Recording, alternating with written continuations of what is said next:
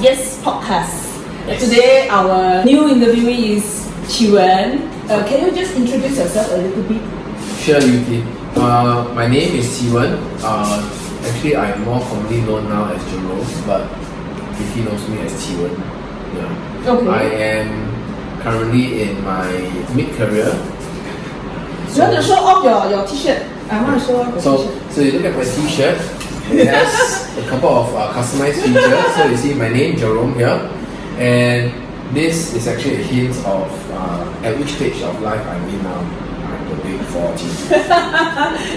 So Chi Wen, in your big 40s, what do you do in your past? Pretty much everything actually. Everything. I would say that I've gone through the rigorous educational system of Singapore. Wasn't a very studious student. Managed to survive, gone through army. I was actually an employee for a couple of years. Then thereafter I took the plunge and decided to try something of my own.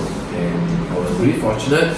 Opportunities came along. I was able to stay in business for a couple of good years until I decided to move on to the next phase of my life. Cool.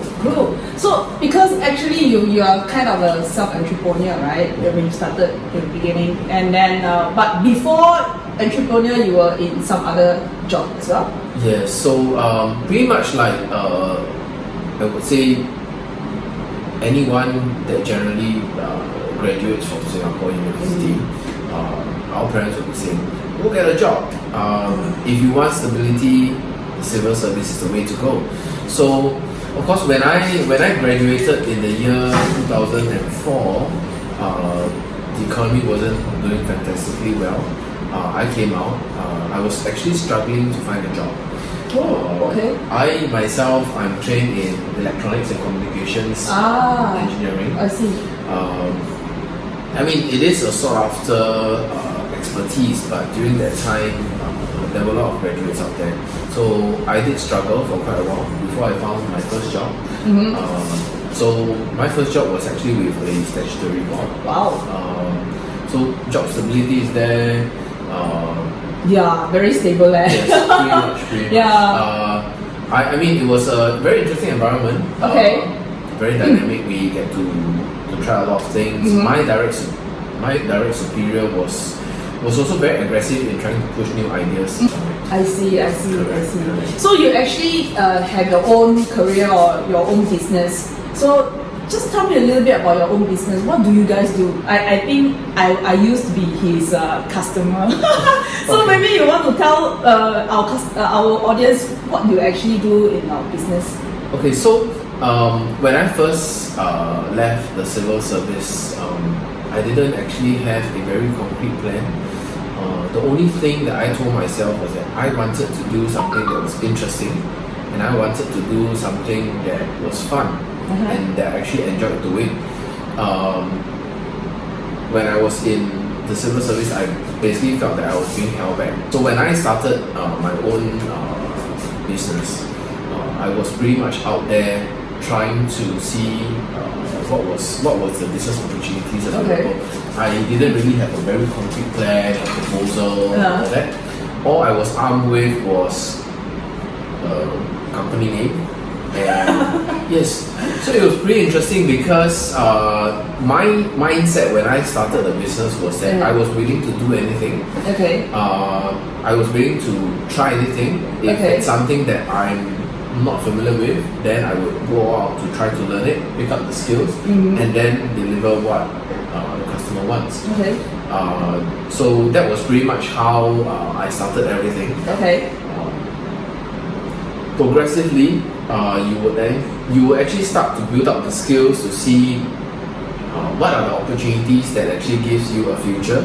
Okay. What are the opportunities that you would actually want to build on, and what are the opportunities that you would basically just want to let go because you probably don't see much future in them. So this basically went on for a while. The skills, I start to sharpen my skills, trying to detect all this, and gradually I built up a bigger customer base, and of course the team also started growing.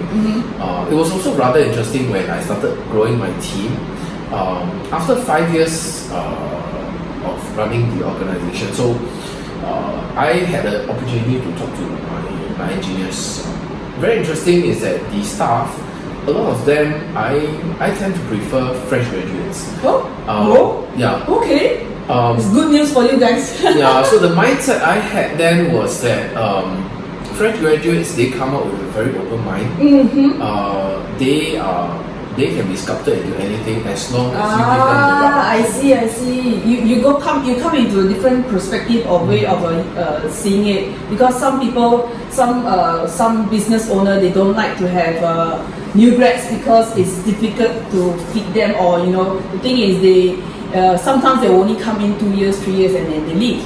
So sometimes they were not given opportunity, but he's good. He looked at it in another different way of doing. So yeah. So actually, one of the main criteria when I was interviewing, looking for staff, was that I wanted to detect their hunger to learn. Pretty much like why I left civil service was that I felt that in that short period of 3 years, I pretty much learned everything that I could actually learn there. So that was the reason I left. So I feel that somebody with a hunger to learn would naturally be very easy to motivate, because probably the only challenge I had was to constantly keep them interested. Okay. And to give them new challenges. Which wasn't too difficult because myself, I was pretty crazy. Yeah. So quite often my staff would say, last year we were doing this, and then 6 months later we were doing something entirely different. Like we are developing something entirely new. Okay. So we had people who come in, and then they, after about 3 months, they said, boss, I think this job is not suitable for me because I don't want to have to constantly learn something. I want to do this, and then I want to be doing it for the rest of the rest of my career. I said, then you are probably not suitable for our environment. I see. And this wasn't something that was planned out. Very naturally, this drive or this instinct to constantly do something new also kept everyone interested. Okay. Keeping everyone very motivated and actually enjoyed working. And of course, when we started doing something different, naturally business opportunities came along because we had the chance to try something new, and at the same time we dared to try something different. We always had the opportunity to take up projects where the other competitors wasn't actually quite doing it. I see. The money came in, the business actually grew quite well. I think everyone was actually very happy with that progressing. That inherent progression. We were just moving forward very aggressively. Okay, that's great. That's very, very nice. How about what kind of challenge do you think as an entrepreneur for you, as an entrepreneur to people out there who they want to become an entrepreneur? What kind of challenge do you think that you can actually give some advice to them? Okay, so I think like all entrepreneurs, we probably start a small. We start small with a very small team. Pretty much the boss or whoever it might be. I've always told my staff that I might be the boss, but I would actually be the cleaner, because if I go to any part of the office, if it's dirty, you will actually see myself sweeping the floor, because we pride that this is actually our home, so we do that. So going back to what you were sharing, what you were actually asking me about is that being an entrepreneur, one of the most important things is that you must bear in mind your resource will be limited, and because of that, you must be very, very resourceful. You have to think of ways to find the resources that you need. You might not have the money to buy it. You would then have to think of ways how to come up with alternatives. And so I think resourcefulness is really a very critical skill that entrepreneurs must have. At the point of time, when you're talking about resources, are you talking about monetary term? Like, do you actually because some entrepreneurship or some company, when they just started up, they actually loan money from the bank. Do you actually do that? Okay, so myself, I'm actually a very conservative person in that sense. Interestingly, for my entire couple of this 10 over years of running the business, I've never ever had to take a loan. I see. Of course, I mean it looks nice, you know, this company is financially healthy. But the downside of it is that naturally your growth will be slow.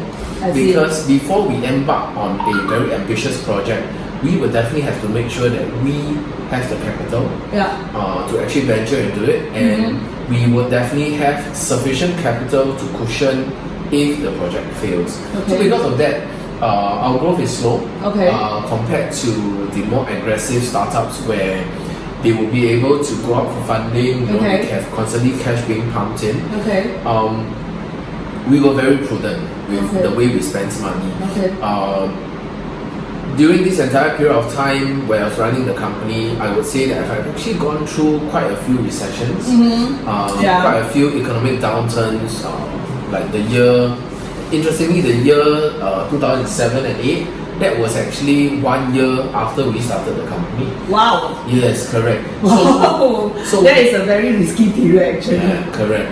But it's also an opportunity period. Yes, definitely. So we were very small, we were very prudent.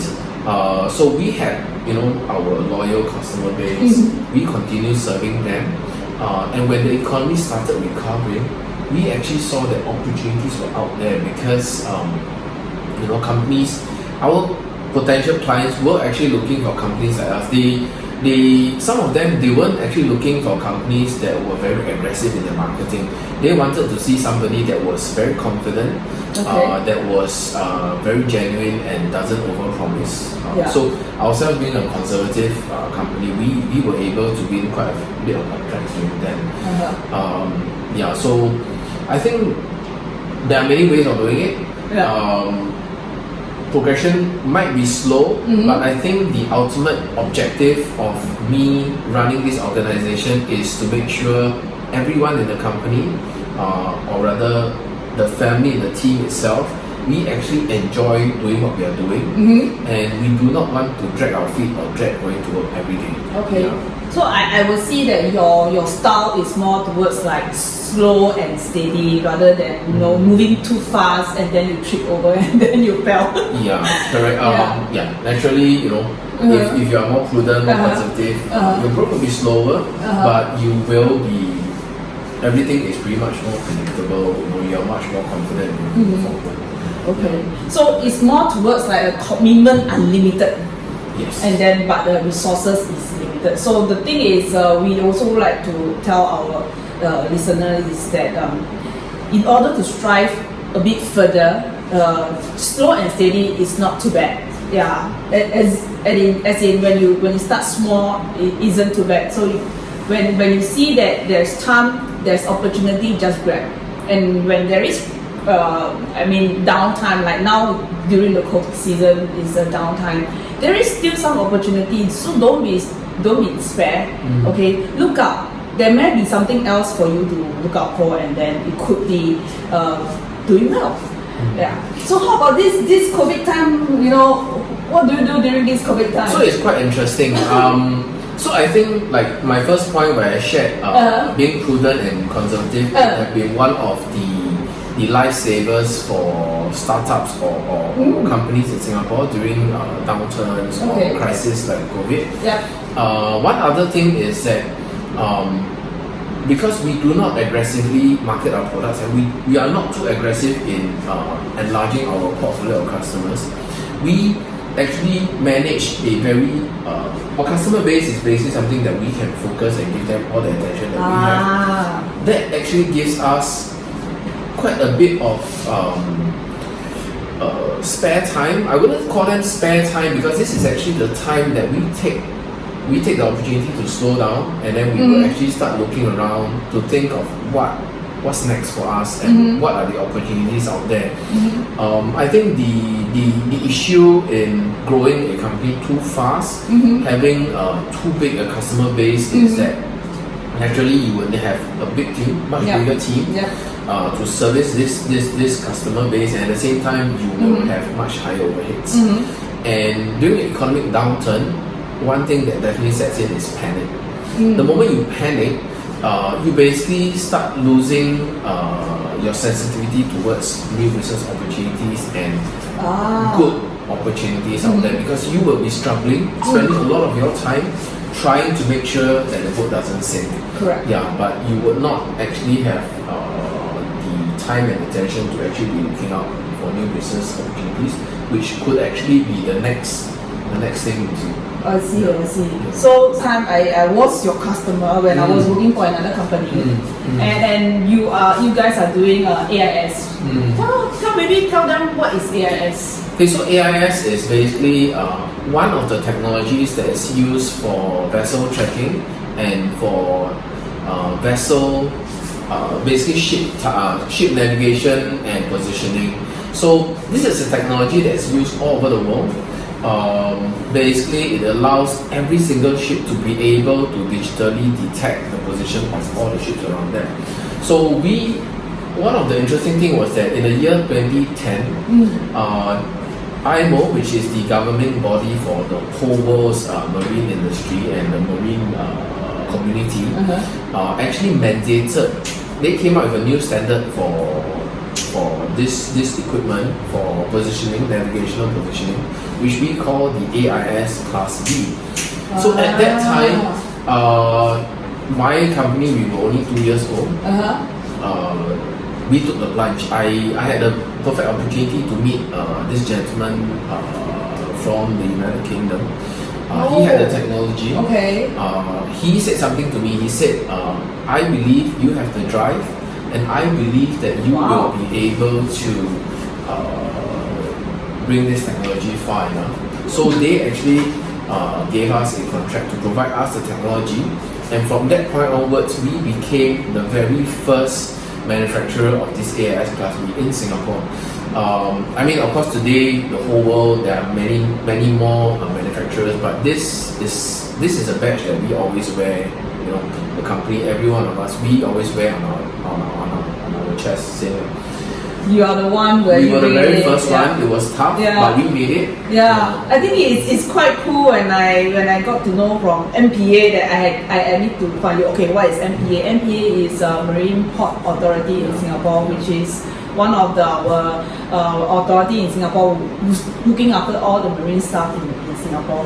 So when I first joined and to manage operate a team of a vessel, a fleet of launch boat, and I need to know where to find the AIS, I was asked to look for him. You probably couldn't believe it, right? Yeah, I couldn't believe it. Oh my goodness! You know this. It's also one I know. I mean, oh my god, that kind of stuff. So that was like how long ago? That was about 5-6 years ago. Probably 2015. 2015. So after 5 years, I think our good friend here kind of like promote himself in a way. Do you realize? Do you feel that this is a promotion to you in this life, or is not? Okay, so I'm not sure if UK has actually shared a little bit more. So about a year back, I started feeling that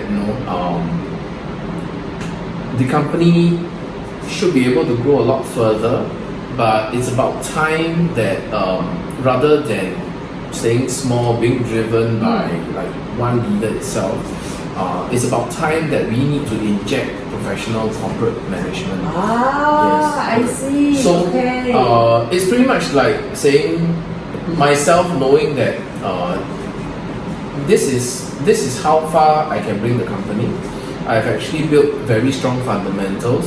We have very, very strong customer base. We have a wide range of products which are very unique.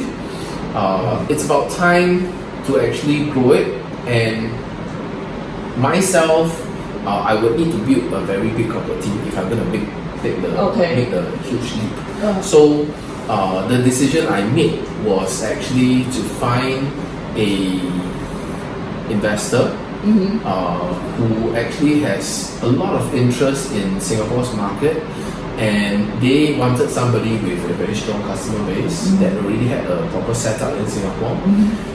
They wanted to, so basically this investor is a multinational company that doesn't have presence in Singapore. I see. So they said, we want to start business in Singapore.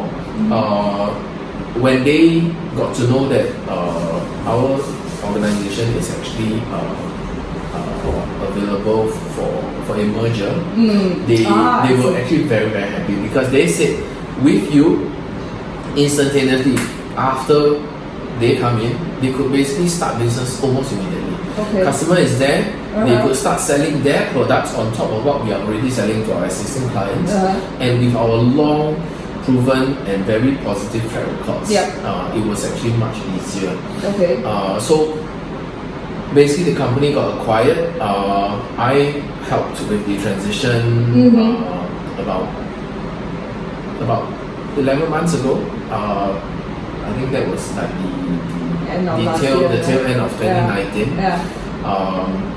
The hardest thing that I had to do wasn't the hardest thing wasn't to leave, but I found that the hardest thing was actually to tell my team, which was pretty much like a family, where I see them every day, you know, I control all the battles. So your longest staff, he's been with us for 8 years. Wow. Yeah, so very long.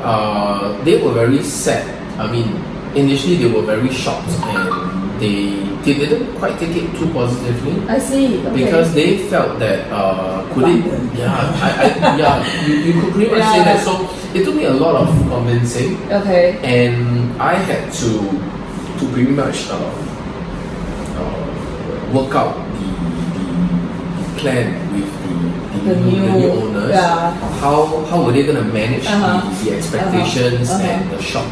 Okay. So I think we did it quite well. Okay.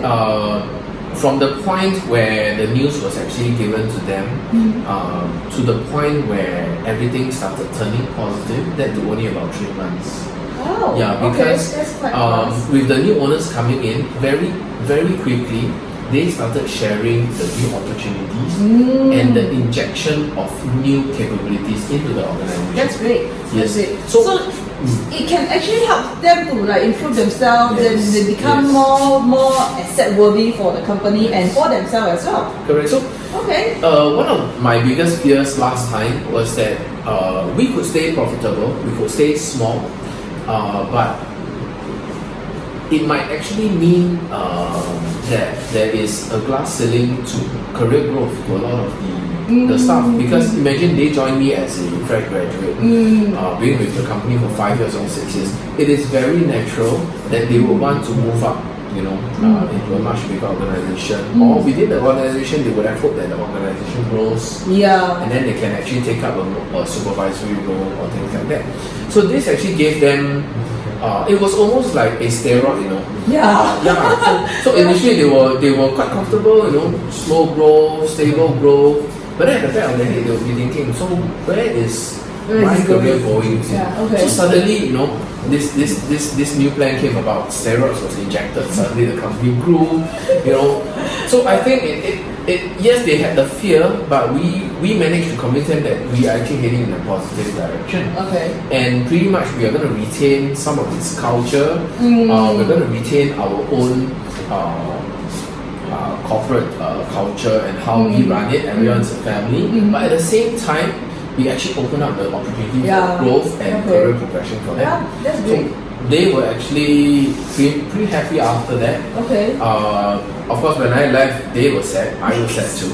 Definitely. I didn't really miss the company itself, but it is the people that I miss, because all along they were the ones. They are like a family. I spend just as much time with them as my family. Yeah, I guess. So, Okay. So today I'm taking the opportunity to take in the fresh air, you know, every day. Mondays will never be the same. Yes, truly. I can truly understand how it feels not to have Monday blues. Where Sundays feel like Mondays. Every day feel like Sunday. Yes, yes. But at the same time, 10 months into this lifestyle, this is like a lifestyle that everyone thinks that fantastic. Yeah, man. I could basically just Envy, you know this word envy, don't envy me. Yes, I envy him. yeah, you but know. I tell you, don't envy me. Pretty much 8 months into this lifestyle, I started struggling.